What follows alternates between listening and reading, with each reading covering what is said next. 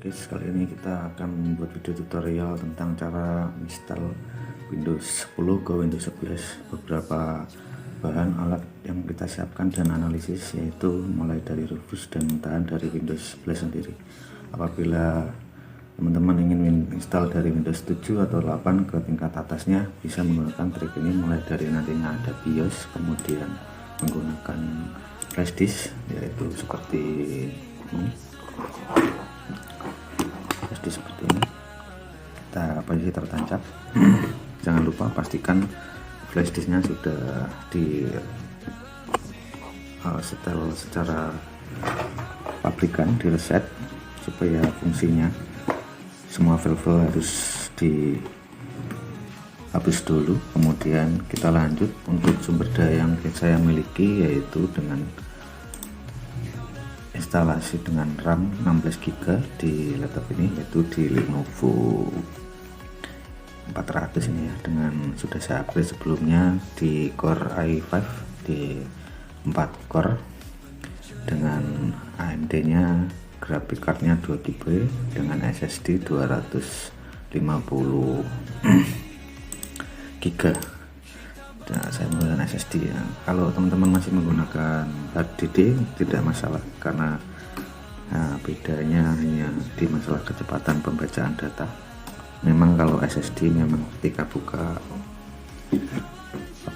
buka browsing, buka browser itu lebih cepat pembacaannya. Kemudian kita lanjut untuk selanjutnya, yaitu kita cek dulu untuk sistem requirement dari persyaratan Windows 11, yaitu dengan minimal prosesor 1 GHz dengan 64 bit chipsetnya, kemudian RAM-nya minimal 4, kemudian firmware-nya UEFI dengan penyimpanan 64 GB minimal ya. Kemudian untuk kartu grafis bisa di DirectX 12, atau untuk selengkapnya teman-teman bisa cek di sistem requirement Windows persyaratannya. Kemudian untuk memulai, kita memulai dengan mengecek dahulu apakah nanti kita jalankan dulu rufusnya kita aktifkan dahulu, karena di sini saya sedang menginstal sudah mendownload file dari full ISO Windows 11. Kita di sini ada beberapa pilihan, yaitu kita pilih dulu file ISO nya tadi, kita akan ke menu. Filenya ada di sini, kita pilih Windows file ISO, kemudian untuk sistemnya yaitu UEFI. Lalu yang harus diperhatikan antara sistem partisinya itu MBR atau GPT. Mungkin ini yang sering teman-teman lupa, yang pernah install pun kadang lupa seperti itu. Kita untuk memastikan apakah versi dari sumber daya hardware laptop kita itu atau PC itu menggunakan partisi GBR atau MBR, kita harus cek menggunakan di CMD ya. Untuk bukanya kita buka CMD dulu, buka CMD. Jangan lupa dengan CMD nya menunya sistemnya administrator. Jika sudah, kita ketik diskpart seperti ini, disk. Saya cek dulu apakah tulisannya terlihat. Oke, diskpart.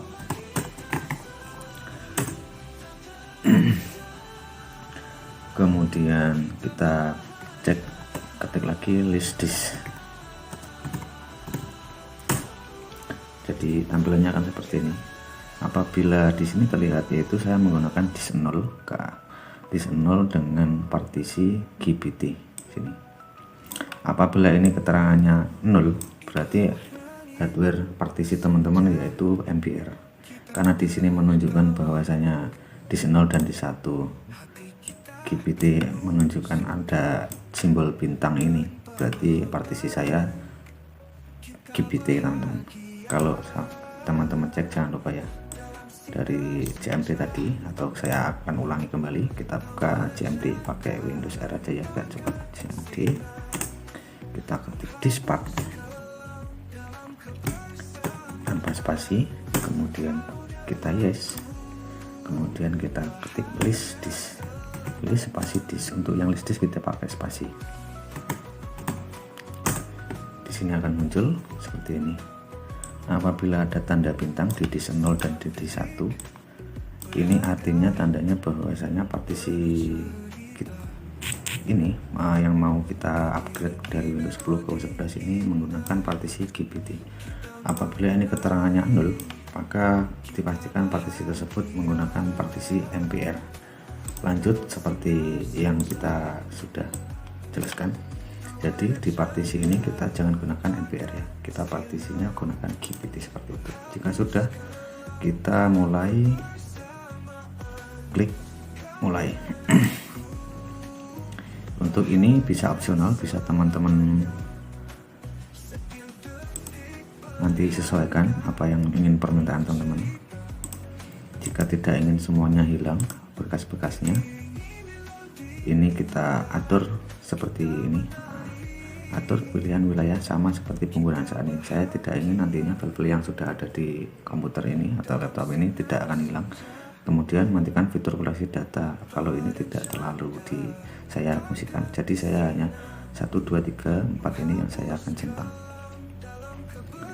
Kemudian kita klik OK, kita tunggu sampai selesai nantinya, sampai ini hingga sampai tabelnya berjalan hingga selesai nanti hingga 100%. Jangan lupa pastikan dalam kondisi flash disk teman-teman itu tertancap ya. Kalau tertancap nantinya bisa mendeteksi seperti itu. Untuk prosesnya sendiri, untuk mau memproses dari Rufus ini, pastikan support dengan versi teman-teman ya, versi laptop teman-teman atau PC teman-teman. Apabila sudah selesai proses Rufus mengekstrak semua flash disk ini menjadi file ISO ini dengan format GPT, kita tutup. Langkah selanjutnya yaitu kita masuk ke BIOS. Untuk cara masuk ke BIOS bisa sesuaikan dengan merek gadget teman-teman ya, merek laptop atau PC teman-teman. Biasanya ada beberapa komputer atau PC, laptop biasanya yang ada tombol untuk masuk ke BIOS tanpa pakai kode. Biasanya ada di bagian pojok-pojok sini.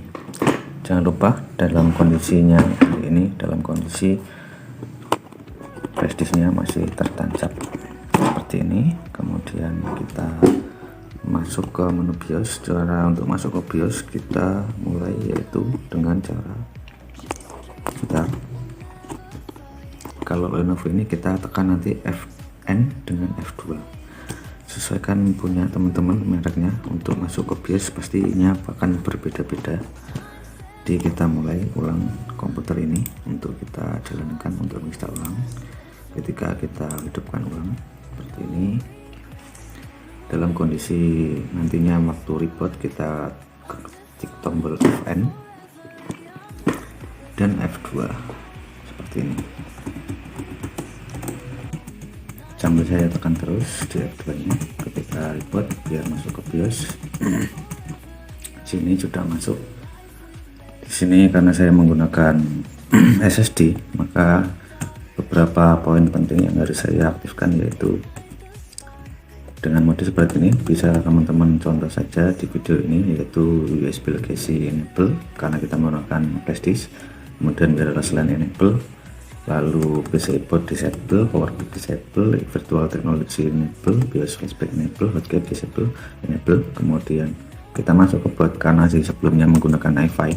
Karena di sini kita ingin menggunakan si flash disk ini untuk booting utamanya, kita harus pilih sementara. Nanti setelah Windows terinstall kita pakai UEFI, karena ini kita proses instalasi ulang, kita gunakan legacy support agar kita bisa menaruh flash disk ini ya, flash disk yang sudah kita tancapkan nanti ke atas. Kemudian boot priority kita pakai Wi-Fi freeze, lalu USB boot kita enable karena nanti akan mengboot dari flash disk ini. Kemudian jangan lupa karena di atas ini adalah SSD dari bank untuk menggantinya ke atas. Jika sudah seperti ini, jangan lupa untuk secure boot enable. Kemudian di sini kita cek lagi apakah ada beberapa yang masih disable. Oke, secure boot enable ya, Wi-Fi. Ingat ya teman-teman, jangan pilih legacy karena versi Windows 11 yaitu menggunakan versi OS yang terbaru. Jika sudah seperti ini, posisi Kingston yaitu flash disk kita harus ditaruh di atas. Jika sudah, kita klik save atau exit save change. Kita tunggu sampai dia reboot nantinya 11. Prosesnya agak lama, mungkin videonya akan saya agak cepatin. Kita tunggu prosesnya. Jadi jika sudah prosesnya seperti ini, dia akan, sebelum ke situ ya, dan pastikan komputer teman-teman jangan terhubung ke internet apapun seperti itu. OS-nya kita install aja dulu tanpa menggunakan koneksi apapun kecuali menggunakan flash disk.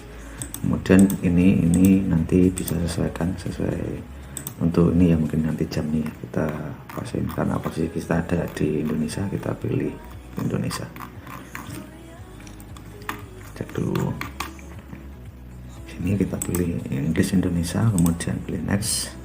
Keyboard nanti kita kita cek di beberapa, kalau sudah terinstall pakai update Windowsnya, kemudian kita install Windows 11 ini, kita pilih agree everything, kemudian kita pilih next.